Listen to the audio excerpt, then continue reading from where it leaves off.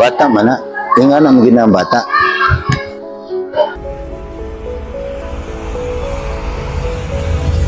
Sakto. Bata man na.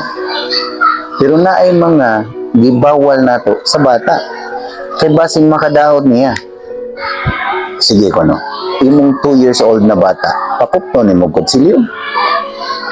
Dili. Kay basin maunay siya o kasama dana. Sa imong edad karon, dili.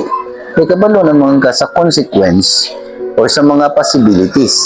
Samtang ang bata, wala. Di ba wala na to ang bata? Kay posible ang mga consequence makadaot niya. Imuha pagay ng butang, imuha pagay ng kutsilyo, bawalan niyo. Samot na kung butang sa laing tao. Di ba wala na to ang bata as a sign of respect sa uban.